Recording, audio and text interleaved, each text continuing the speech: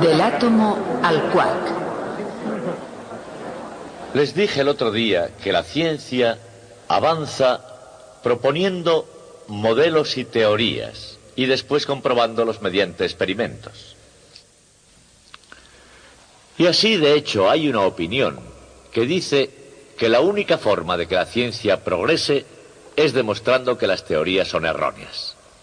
La argumentación es imposible demostrar que una teoría es correcta, aunque muchos experimentos estén de acuerdo. Pero si hay un solo experimento que la contradice, entonces la teoría debe ser errónea. Bien, esa misma es una teoría del conocimiento que es errónea. Porque hay teorías en la ciencia que han sido verificadas de tal modo por la experiencia que se han elevado a la categoría de un estado de hecho. Un ejemplo es la teoría especial de la relatividad. Sigue llamándose teoría por razones históricas, pero es en realidad un simple hecho de ingeniería utilizado rutinariamente en el diseño de máquinas gigantes, como son los aceleradores de partículas nucleares que siempre funcionan perfectamente. Otro ejemplo de eso mismo es la teoría de la evolución. Se llaman teorías, pero realmente están entre los hechos mejor establecidos de todo el conocimiento humano. Bien, nuestra tarea de hoy es estudiar esos hechos, las teorías y los modelos que subyacen en nuestra comprensión de los últimos constituyentes de la materia.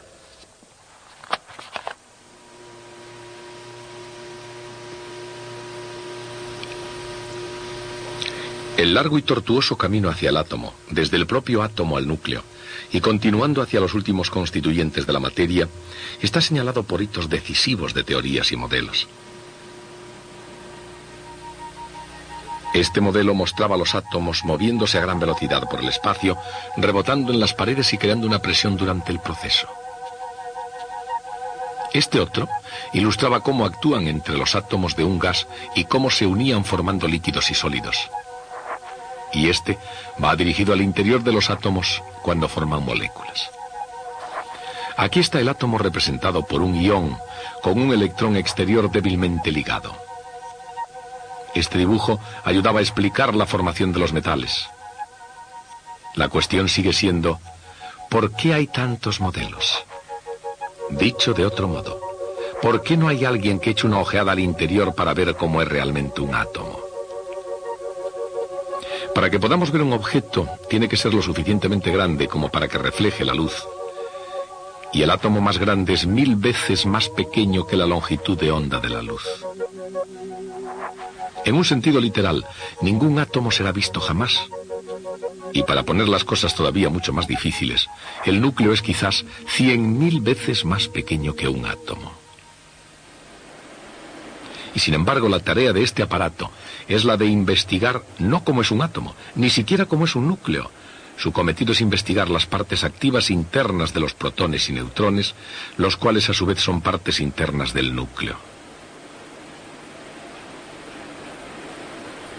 Hacer eso requiere una maquinaria bastante impresionante.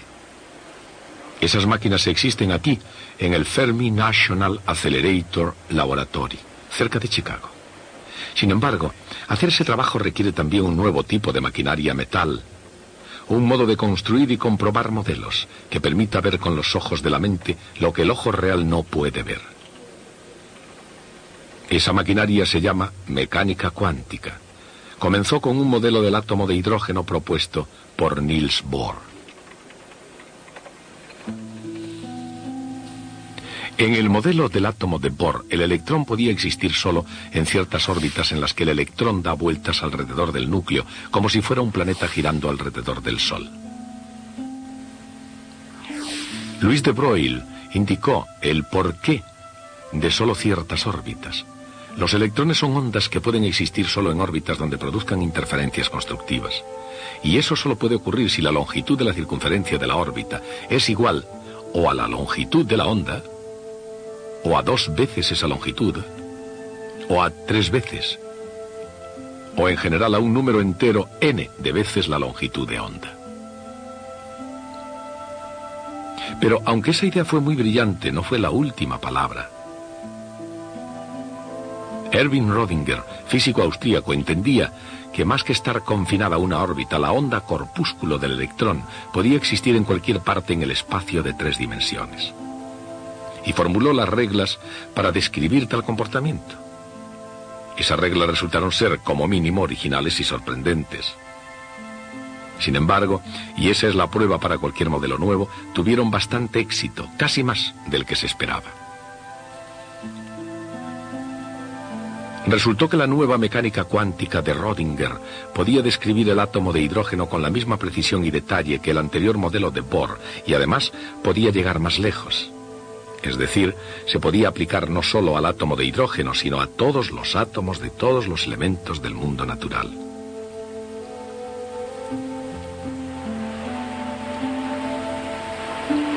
En otras palabras, la mecánica cuántica de Rödinger podía explicar nada menos que la tabla periódica de los elementos. Entonces, ¿cuál es la naturaleza esencial de esta mecánica cuántica? ¿Y en qué se diferencia del modelo de Bohr? Incluso sin llegar a todos los detalles, se puede entender bastante si se aplica precisamente el principio de indeterminación o incertidumbre de Heisenberg. Un electrón, por ejemplo, tiene poca masa y por lo tanto debe ocupar una región del espacio relativamente grande. Por el contrario, el protón tiene tanta masa que no necesita ocupar prácticamente ningún espacio en absoluto. El resultado es el átomo mecánico cuántico de hidrógeno. Un pequeño núcleo de masa rodeado por una nube que representa al electrón. Más exactamente, la nube representa la posición probable del electrón. Y esa probabilidad es máxima cerca del núcleo y disminuye rápidamente al alejarse de él. No obstante, la probabilidad de encontrar el electrón a una distancia dada del núcleo aumenta al principio, precisamente porque aumenta el volumen de la capa a esa distancia. Alcanza un valor máximo cuando la capa se expande y luego disminuye de nuevo al aumentar la distancia. La nube, a grandes distancias, se reduce prácticamente a la nada. Sorprendentemente, el radio de ese máximo de probabilidad es precisamente igual al radio de la primera órbita del modelo de Niels Bohr del átomo de hidrógeno. Y resulta igualmente notable que su energía sea exactamente igual a la del estado más bajo de energía del átomo de Bohr. Así que para el ojo mental de un físico moderno, esta es la imagen del estado más bajo de energía del átomo más simple. El electrón ocupa una nube en vez de una órbita, pero su radio más probable y también su energía coinciden exactamente con los valores dados por el modelo de Bohr propuesto antes.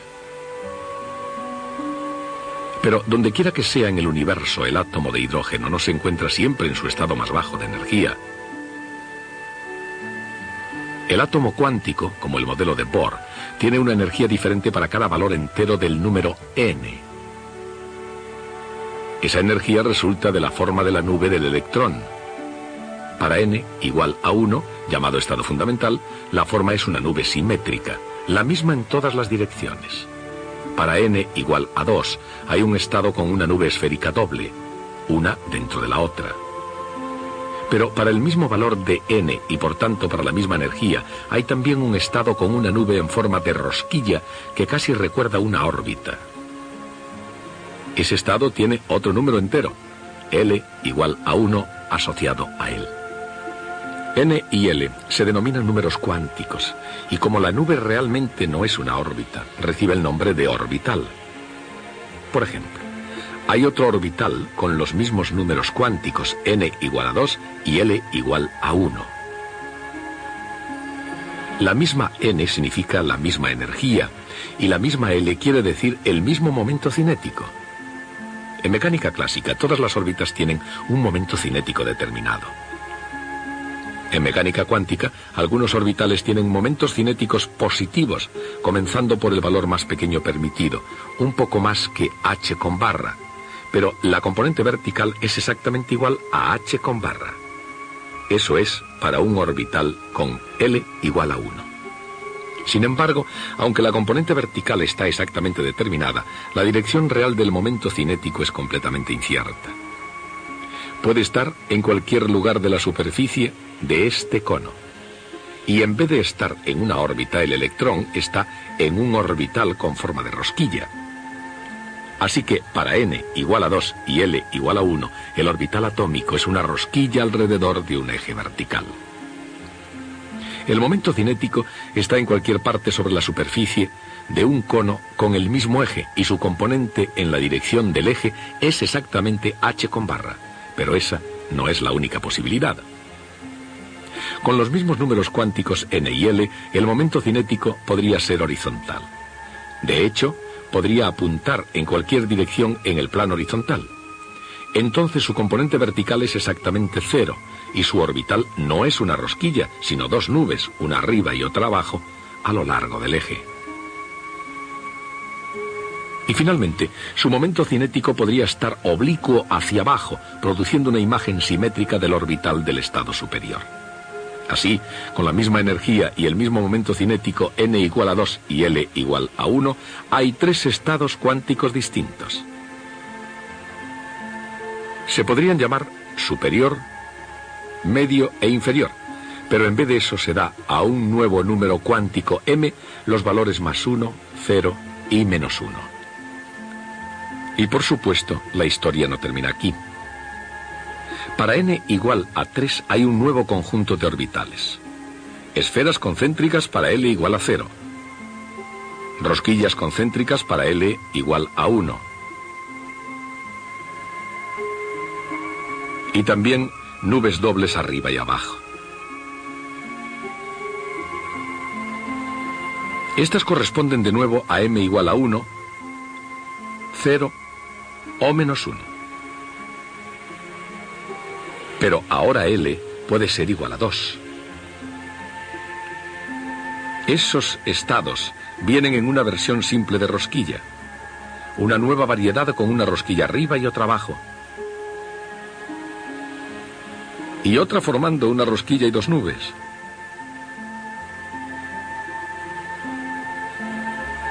Esas corresponden a m igual a +2, +1, 0, -1 y -2. Y ahí está la arquitectura básica de todos los estados cuánticos del átomo de hidrógeno. N puede ser cualquier entero positivo, comenzando por el 1. Y para cada n están permitidos valores enteros de L, desde 0 hasta n-1.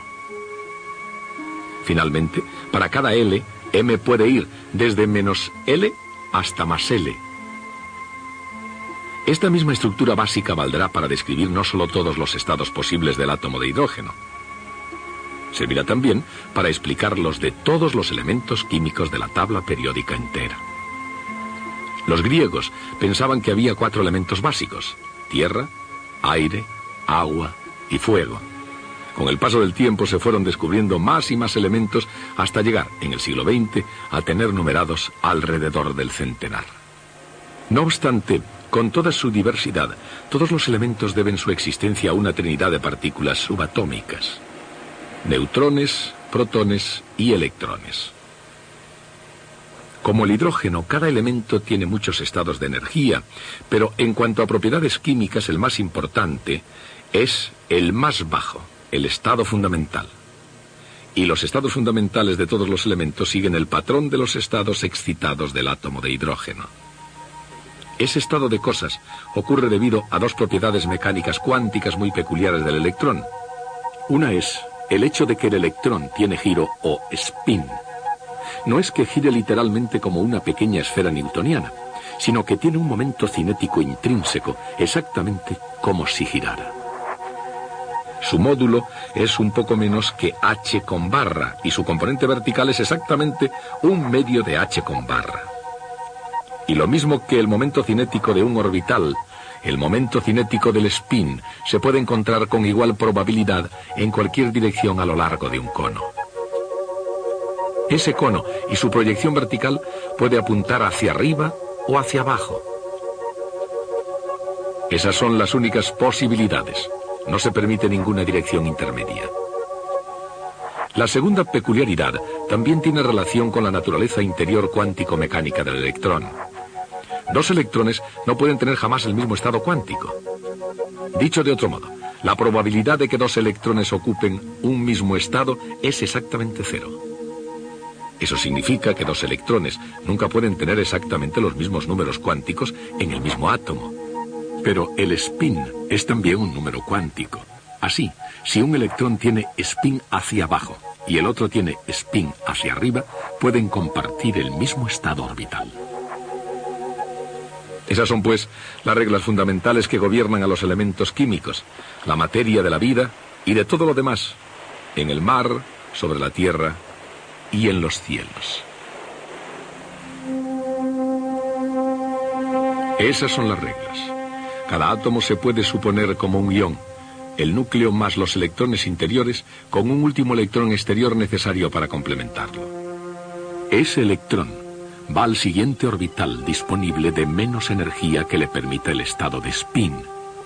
Por ejemplo, en el orbital n igual a 1, L igual a 0, están permitidos dos electrones. El primero completa un átomo de hidrógeno y el segundo, con spin opuesto, completa el átomo de helio. Esto completa un nivel de energía, haciendo al helio químicamente inerte. El nivel de orbitales n igual a 2 tiene sitio para 8 electrones. El primero, con L igual a 0, forma un átomo de litio. El siguiente, con spin opuesto, forma el berilio. Ahora hay que hacer sitio en la tabla periódica para los átomos con momento cinético orbital, número cuántico L igual a 1. El primero es el boro, seguido del carbono. Esos estados tienen energías ligeramente diferentes, incluso para el mismo N. Cuando se forma cada elemento, elige el estado de energía más baja disponible. Siguiendo esa regla, el nivel se va llenando con el nitrógeno, el oxígeno, el flúor y finalmente con el gas noble químicamente inerte llamado neón. De acuerdo con las reglas básicas de arquitectura atómica, el nivel n igual a 3 tendrá sitio para 18 elementos, comenzando por el sodio, luego el magnesio, el aluminio, el silicio, el fósforo, el azufre, el cloro y el gas noble argón. Pero entonces sucede algo gracioso. Debido a las fuerzas entre los electrones, los siguientes orbitales de mínima energía no son los de L igual a 2. Por eso se llenan primero un par de huecos en la capa N igual a 4, formando potasio y calcio.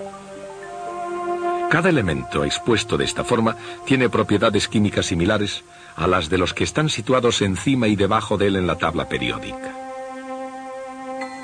Independientemente de lo complejo que pueda parecer, el hecho sorprendente es que todas las complejidades del mundo químico natural se han reducido a 3 bloques fundamentales de construcción. Los protones y neutrones del núcleo atómico y los electrones ligados al núcleo debido a la fuerza eléctrica y a las reglas mecánico-cuánticas del juego. Hace 3000 años había 4 elementos: tierra, aire, fuego y agua. Luego ha habido 3: protones, neutrones y electrones. 3 palabritas para explicar la naturaleza del universo y hasta ahora no han sido suficientes. No es que los físicos pudieran o quisieran alguna vez descubrir que algo va mal en los protones, neutrones y electrones, ni en los átomos en su conjunto, sino más bien que una nueva generación comenzó a descubrir algunos fenómenos que sencillamente los protones, neutrones y electrones no podían explicar. Cuanto más analizaban la materia los científicos, más evidente resultaba. El número de partículas elementales no eran 3, sino más, muchas más. Y podían producirse, medirse y estudiarse en los grandes aceleradores como este, que se han convertido en las herramientas y los monumentos de la física moderna. Y como el número de partículas elementales conocidas crecía, aparentemente sin límite, hubo necesidad de organizar todo lo que se conocía de ellas para encontrar estructuras entre sus propiedades. Dicho de otro modo, lo que se necesitaba era nada menos que un nuevo tipo de tabla periódica.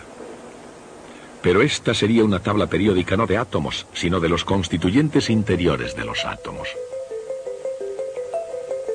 El protón y el neutrón están bastante relacionados entre sí y pertenecen a una más extensa familia de 8 partículas con propiedades similares.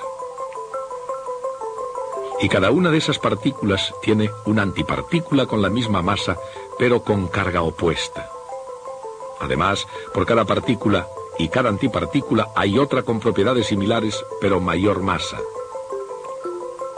Y por cada una de estas, aún hay otra con más masa todavía, y así sucesivamente. Y así, mientras que un grupo de científicos experimentalistas trabajaban en los grandes aceleradores para encontrar pruebas de nuevas partículas elementales entre los restos de las colisiones entre las antiguas, otros científicos, los teóricos, trabajaban con igual intensidad para encontrar un orden en la creciente complejidad y proliferación de las partículas. Y con un impresionante ejemplo de cómo la historia se repite, se encontró que las estructuras de las partículas elementales, lo mismo que la tabla periódica de los elementos, se podían explicar si las partículas, como los propios átomos, tuvieran constituyentes internos.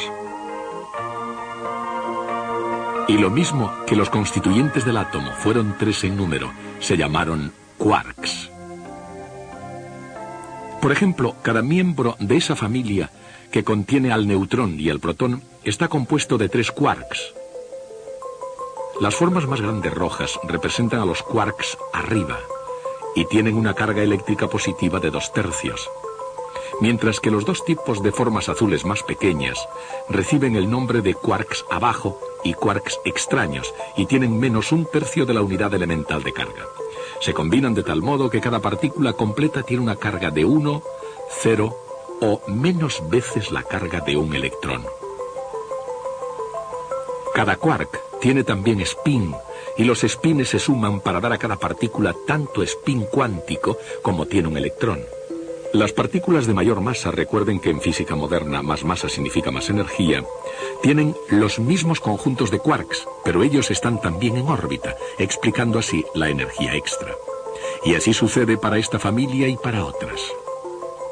Partículas elementales compuestas de partículas incluso más elementales en combinaciones de estados cuánticos.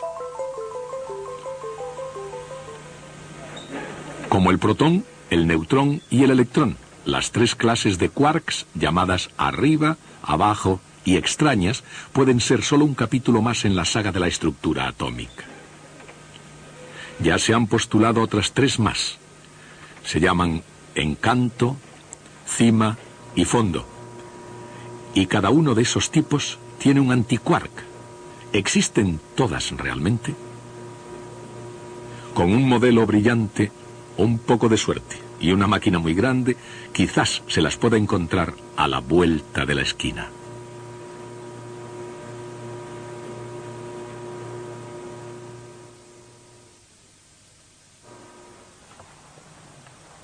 En el siglo XVI, cuando casi nadie había oído hablar de Copérnico, y menos aún creía en lo que había dicho, hubo ciertamente una persona que creyó, un monje italiano llamado Giordano Bruno. Bruno no solo creyó en las ideas de Copérnico, sino que las adoptó dentro de la lógica, y creyó que en otros planetas se podría hallar vida. Tengo aquí una imagen, una fotografía, de la Piazza Campo di Fiore de Roma. Y esta estatua, en mitad de la plaza, en el centro de Roma, es la estatua de Giordano Bruno. Por desgracia se ganó este honor de modo cruel. La estatua se encuentra en el punto exacto donde fue quemado en la hoguera por sus creencias en el año 1600. Un conocimiento que es nuevo y contrario a una forma cómoda de pensar puede ser una amenaza, ya que a veces se reacciona violentamente contra él.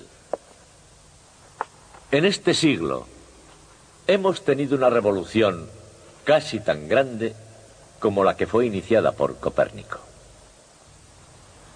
Ya no creemos que el universo resolverá su propio destino de acuerdo con las precisas y determinísticas leyes mecánicas. Esa idea es la base del pensamiento occidental desde Isaac Newton, pero de acuerdo con la mecánica cuántica, eso no es verdad. Por supuesto, la mayor parte de la gente no está todavía al tanto de este descubrimiento. Como en el siglo XVI, la mayoría de la gente tampoco había oído hablar de Copérnico. Pero ahora, a ustedes sí se les ha permitido entrar en ese secreto. Desde Copérnico a Bruno pasaron unos 60 años.